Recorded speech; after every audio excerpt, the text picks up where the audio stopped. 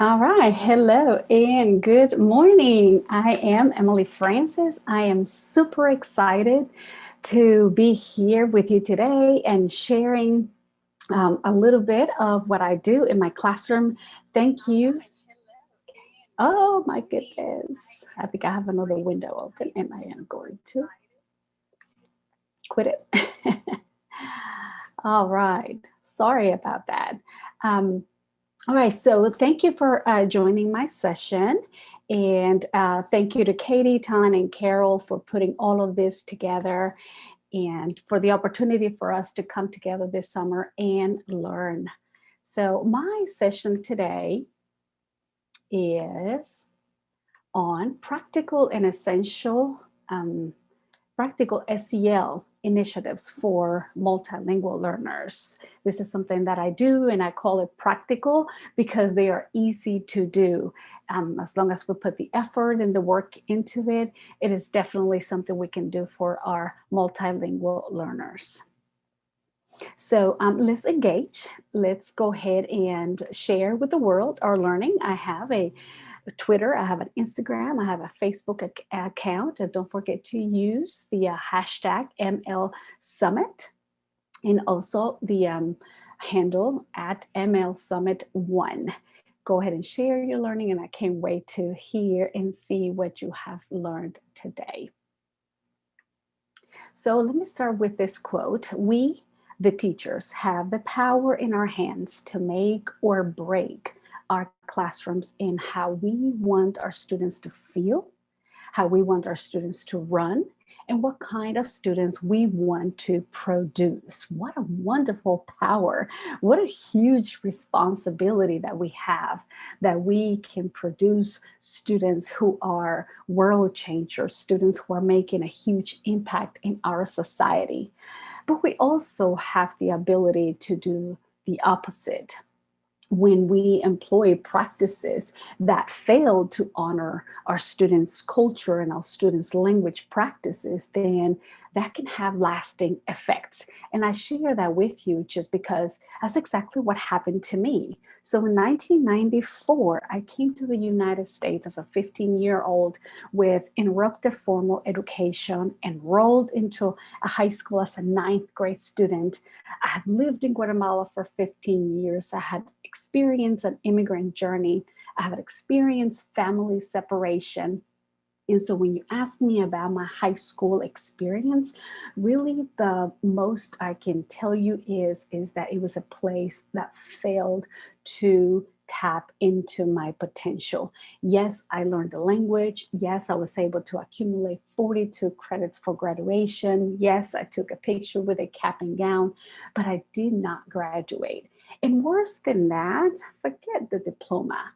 I walked out of this building with the sense that I didn't matter, with the sense that I wasn't valued, that I have no potential, that I couldn't make an impact in my society, with the sense that I had failed.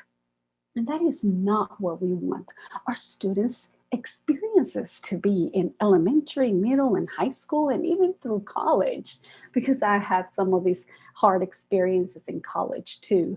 So let's talk about some of the things that we can do to make sure that our students realize their potential and don't end up like this with a living statistics about high school dropout or statistics about students who continue the poverty cycle or the family cycle that hinders their ability to be successful. So here am I, walked out of high school straight into a supermarket with an unrealized potential that was always there. It's not something that came out from one day to the other. So we don't want our students to do that. We don't want our students to leave our campus with that potential packed in without being realized, because we want them to feel like they can make a huge impact. For example, we have two notions in education. One that is a system based on the notion that achievement leads to success, success leads to happiness, and when you are finally happy, then you feel like you matter. That, my friends, is not the notion that we want for our students. We don't want them to feel like, oh, they have to have this huge success in school to be able to feel like they matter. We want to start from the very beginning and making them aware that they matter on campus, they matter in their families, they matter in our communities, they matter in our society, in our country. That's what we want them to feel from the very beginning. So making them feel like they matter, and that's going to lead to them feeling happy. And if they feel happy, they will be motivated to inspire others, and that leads to success. Believe me, I know that. Yes, that is what we want for our students. So, what is it that we can do? What are the practices that we can put in place for elementary students or middle school and high school? What can we do? What are those effective practices that work for our students? Number one, social awareness, the ability to empathize with others. And that begins with you, my friend, as an educator. Any person who works in a building needs to be aware about immigrant statuses and about what happens to students when they come into our buildings. What are their stories? What are their journeys? What are their experiences? Being able to empathize with our students' journey. So that's number one, pointing to ourselves. Do we have that social awareness before we try to teach our content? There is a research out there that says that before you even start thinking about teaching content, we should really know at least 10 things about our students, about their personal life. So social awareness is number one. And then number two is fostering those connection, going way beyond relationships. You can start building relationships from day one, but and then you get to know your students and you think about what is it that you two have in common. And of course, it's got to be something. That's why we have to keep digging and digging into their personal life to see what is it that we have in connection. What do we have in common? And that has a lasting effect in our students when it comes to them opening up, them being motivated, them wanting to do what's best for themselves. And investing time, that really takes time. So just like you take time for yourself to get to know yourself, you also have to make time to get to know your students, those efforts that we do to get to know their families, to get to know who they are. Number three is a collaboration. I cannot emphasize this enough. We cannot work in silos. And I'm guilty of doing that when I started working as an ESL teacher. Oh, I'm my ELL salvation, and I will advocate for them. I am their mediator, and I has to go out of the picture because we have to build a network in order to support our students. The ESL teacher, the content teacher, the guidance counselor, the social worker, the principal, the custodian, all of those adults in the building that have built the empathy for our students, that can make connections with our students, build those collaborations. That practice is so important. Being able to pick up the phone and call a guidance counselor because you have just found out something about a student is so important. I have done that. I have read certain literature in my classroom that worked as a mirror. And when my students begin to receive themselves, they open up, they break up in tears, and that's when you need those resources around you. And that goes along with your PLN. If you know a lot of strategies, it's great that you are sharing them. But also, what can you get from those amazing people who are sharing? Just like right now, you have all these opportunities to be able to collaborate and connect. There's book chats and book studies and chats with your colleagues and phone calls, and so much you can do going beyond the silo. And the last one is student empowerment. I do want to emphasize that in order for your student to feel empowered, You really have to have that social awareness. You really have to have those connections. You really have to have those collaborations. You cannot empower your student without having any of the previous ones, because the student needs to feel like they're safe. Like when they walk into the classroom, when they walk into our building, they need to see those adults around them that are protecting him, that are acknowledging their individuality, that are acknowledging their identity, and that makes them feel safe. But if we have students who are walking into our buildings and they have to put their head down and they have to pack away who they are because they cannot be themselves, that is not safety. That is not giving them a place where they can feel and be who they are. That is part of safety. That's really number one that our students need to feel in order for them to feel empowered. So if they do feel safe, then of course they are going to advocate for themselves. They are going to work and be risk takers. So these are the four that I do emphasize. And I'm going to show you how we do this in real life. Okay, so here's the SEL in action. And I shared this a couple of days ago in a keynote, but I'm going to share this again. So this is how these SEL practices are put in place. So these are some examples. Here's Jorge, here's Annie, here's Brian. Jorge came to me as a senior because back in Mexico, he was able to attend high school. So he brought in all his credits. All he needed was to take his Englishes and his American histories for him to graduate. Unfortunately, he came and enrolled the year of the pandemic. The schools shut down. Parents lost their jobs, and he is found in a situation where he has to drop high school, his last year, so he can start working and help his family. This is where I gather that network, that support that I was telling you about. I quickly called the guidance counselor, the social worker, the principal, and sent a mass email. And we found a way for Jorge to keep his job like he was doing, because we need to honor the responsibility that he was feeling about supporting his family.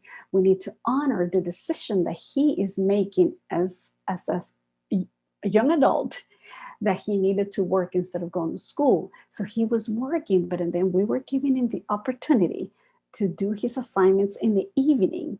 And the next day, the teacher will grade him and do what he needed to do so he can get his credits for graduation. He did that all throughout the year during the pandemic. He did that. He worked. He experienced what it is to work under the sun. And when he came back that last semester, he knew that he needed to get his high school diploma so he can get a better job. And he was grateful for the support we gave him. Got his cap and gown, and he received his diploma in June. Annie, you see me hugging her there. It's like she's like my little sister. I really feel like that, and I do feel so much connection with her. Not only we started building relationship, but and then connection, because she is also the oldest in her family, just like I was, and she is in charge of caring for her siblings. So during the pandemic, while she was at home, she had to cook, she had to clean the house, she had to make sure that her siblings were logging in before she did that herself. And knowing that she was facing this stress at home, and at the same time she was expected to do schoolwork, we gather again that network of support from the school to make sure that we were supporting her, not only in the duty that she had as a big sister, but also as a student. How do we help her navigate those both worlds that she was facing? And of course, she finished her junior year. She'll be a senior next year. She got her credits, passed her classes, and she's grateful that we were able to give her that network of support. And last, we have Brian. So Brian is one of those students that if you saw him in the classroom, you would come to me and say, oh, he's not motivated. Oh, he just doesn't want to do work. Oh, what do I do to get him to do the assignments? Because he really didn't want to do anything. The pandemic comes, school closes, and he forgets about logging in and doing any work. He starts making the wrong decisions, and mama really couldn't handle what decisions he was taking or making. So mom sends him to Mexico so he can live with the grandparents. And it wasn't like not even 2 months. And he starts sending messages. Miss Francis, I need to get back home. I need to get back to the US. I'm going to work in school as hard as I can. I want to make sure that I do my assignments. And, we started talking to mom, the guidance counselor, social worker. We got all together to see how we can go ahead and support the motivation that he was showing, the excitement that he wanted to come in and do what really he wasn't doing. But it hit him. He realized how difficult, how hard it is to live in another country versus what he really has here in the US. So he came back. Not only he came back, but he stood to his word. He was talking to all the guidance counselors and the MTSS coaches. He was doing his assignments. We kept emailing him. We kept sending him messages. We started giving him a lot of crutches, really, until we let go of those crutches. And he ended out the year. I say straight A's, but there was one class that he had to make up during the summer, but all of his grades were fantastic. He was doing very well, and mom is super excited and proud of how hard he worked. And he also joined the wrestling team, so he was part of a sport doing extracurricular activities as well. So right here, these are just 3 stories of many that I could share with you. And how is it that these these practices that I share with you are doable. They are practical. You can do these things. And if we do, we are going to empower our students. We are going to make sure that our multilingual students pull out all that potential that they have. And not only they can empower their families, but they will empower our community. They will empower our society and then our country. They will much better our country by being multilinguals, by being educated, and by having the sense that they matter, because that's how we are going to have them leave our campus with the feeling that they matter, the feeling that we poured our heart into them. Here's my family, and the reason I want to show you this picture is because all of my siblings here, this is my mother, but all of her siblings, we emigrated from Guatemala, and we all of us experienced education here in the US. And we all had our difficulties, some more so than the others. But the way we are experiencing school will impact how we impact others later on in life.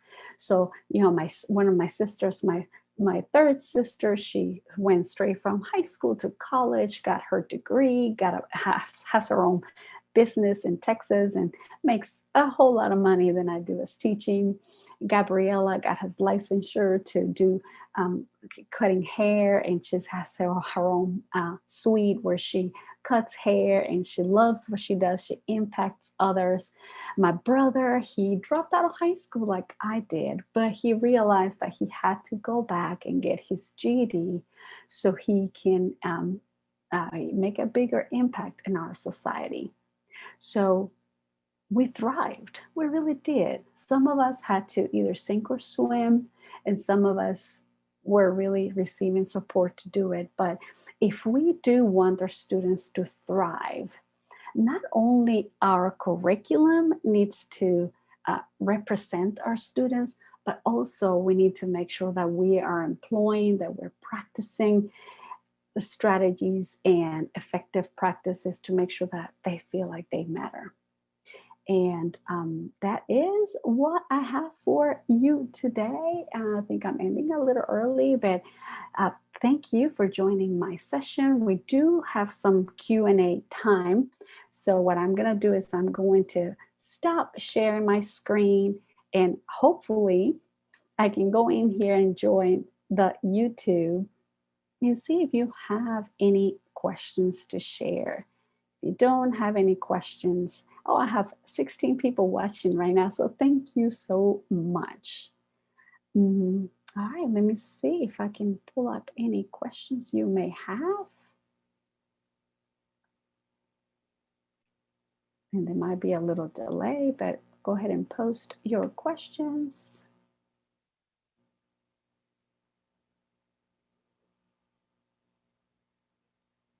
Ah,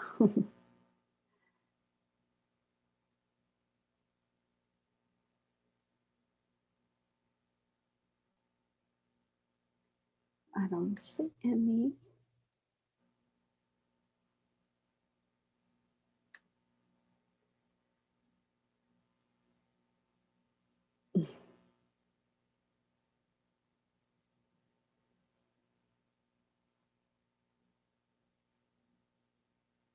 I am going to type something in the chat to see if you see it. And maybe, oh, there you go. Hi, Liz. Love. Thank you so much for joining the session. Hopefully, I was able to share something with you that you can use in your classroom. Margaret, thank you for joining my session. Thank you so much.